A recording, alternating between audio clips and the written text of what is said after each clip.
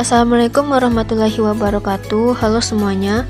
Perkenalkan, nama saya Nur Arifia Pramesti dengan NPM A1M0222028 dengan mata kuliah Filsafat Pendidikan semester 1 kelas 1B, Program Studi Pendidikan IPA Universitas Bengkulu, dengan dosen pengampu Bapak Muhammad Kristiawan, MPD. Selanjutnya, di video ini saya akan menjelaskan tentang bab 2, dasar-dasar pengetahuan, penalaran, dan logika.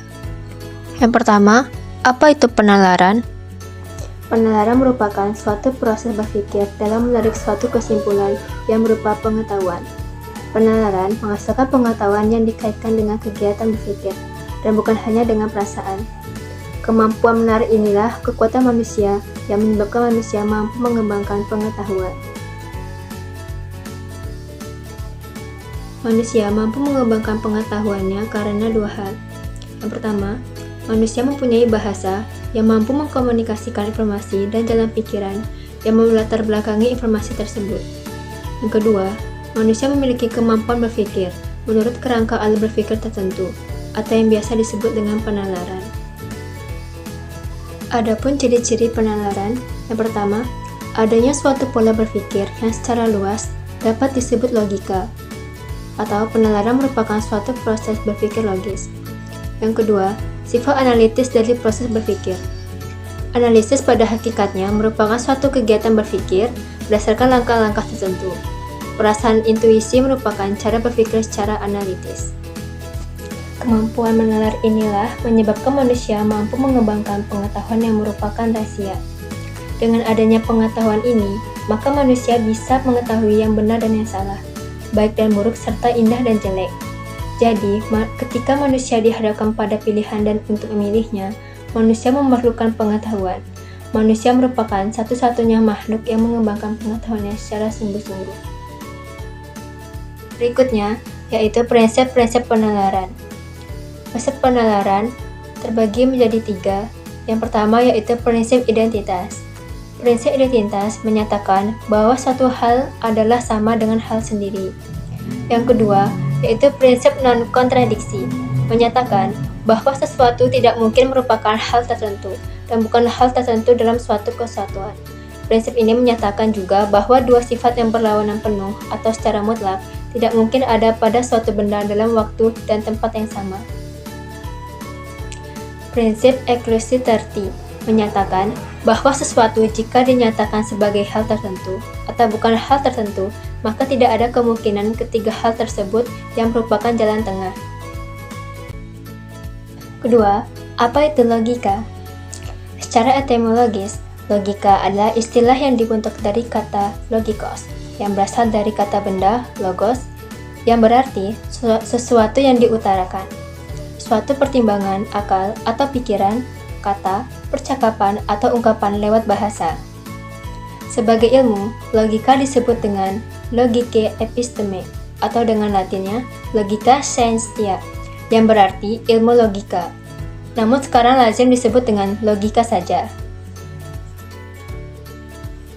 Adapun objek-objek dalam logika, yaitu ada objek material dan objek formal logika. Objek material adalah materi atau bidang atau lapangan penyelidikan ilmu yang bersangkutan. Sedangkan objek formal adalah bagaimana objek tersebut dipandang.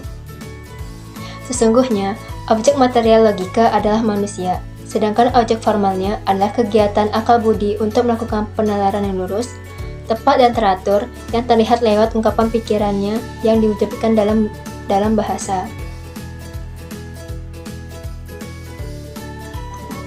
Tempat logika dalam ilmu pengetahuan. Aristoteles membagi ilmu pengetahuan dalam 3 kelompok, yakni yang pertama, filsafat spekulatif atau filsafat teoritis, yang bersifat objektif dan bertujuan mengetahui pengetahuan itu sendiri. Kelompok ini terdiri atas fisika, metafisika, biopsikologi, dan teologia. Yang kedua, filsafat praktis, yang memberi pedoman bagi tingkah laku manusia, terdiri atas etika dan politik. Yang ketiga, filsafat produktif, yang membimbing manusia menjadi produktif lewat keterampilan khusus, terdiri atas sastra, retorika, dan estetika.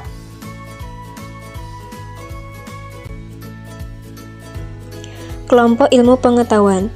Ilmu pengetahuan dibagi menjadi 3 kelompok.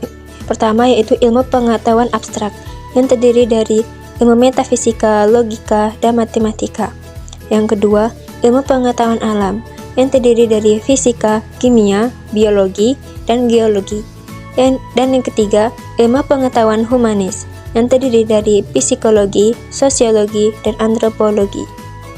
Dilihat dari fungsi dan tujuannya, ilmu pengetahuan dibagi menjadi 2 kelompok, yakni pertama, ilmu teoritis, yang terdiri dari deskriptif atau ideografis, yaitu ilmu-ilmu sejarah, sosiografi, etnografi, dan sebagainya. Lalu non-metris atau eksplanatif, yaitu ilmu-ilmu kimia, ekonomi, sosiologi, dan sebagainya. Yang kedua, ilmu terapan, terdiri dari normatif, yaitu ilmu-ilmu logika, hukum, dan sebagainya. Dan yang kedua, positif atau pragmatis, yaitu ilmu-ilmu teknik, pertanian, psikiatri, dan sebagainya. 3. Sejarah logika. Logika dimulai sejak Thales, filsuf Yunani pertama yang meninggalkan segala dongeng, tahayul, dan cerita-cerita isapan jempol, dan berpaling kepada akal budi untuk memecahkan rahasia alam semesta. Thales mengatakan bahwa air adalah arche dalam bahasa Yunani, yang berarti prinsip atau asas utama alam semesta. Saat itu, Thales telah mengenalkan logika induktif. Aristoteles kemudian mengenalkan logika sebagai ilmu yang kemudian disebut logika saintifika. Aristoteles mengatakan bahwa Thales menarik kesimpulan bahwa air adalah arche dalam semesta dengan alasan bahwa air adalah jiwa segala sesuatu. Logika tradisional dan logika modern. Logika tradisional membahas dan mempersoalkan definisi, konsep, dan terminologi menurut struktur, susunan, dan nuansanya, serta seluk-beluk penalaran untuk memperoleh kebenaran yang lebih sesuai dengan realitas. Sedangkan logika modern atau logika simbolik atau logika matematik menggunakan tanda-tanda atau simbol-simbol matematik, hanya sanggup membahas hubungan antara tanda-tanda itu. Padahal, realitas tak mungkin dapat ditangkap sepenuhnya dan setepat-tepatnya oleh simbol-simbol matematik. Yang kelima, kegunaan logika. Membantu setiap orang-orang mempelajari logika untuk berpikir secara rasional, kritis, lurus, tetap, tertib, metodis, dan koheren. Yang kedua, meningkatkan kemampuan berpikir secara abstrak, cermat, dan objektif. Yang ketiga, menambah kecerdasan dan meningkatkan kemampuan berpikir secara tajam dan mandiri. Dan yang keempat, meningkatkan cinta akan kebenaran dan menghindari kesalahan-kesalahan berpikir, kekeliruan, serta kesesatan. Sekian video saya kali ini tentang bab 2, dasar-dasar pengetahuan, penalaran, dan logika. Sekian, terima kasih. Wassalamualaikum warahmatullahi wabarakatuh.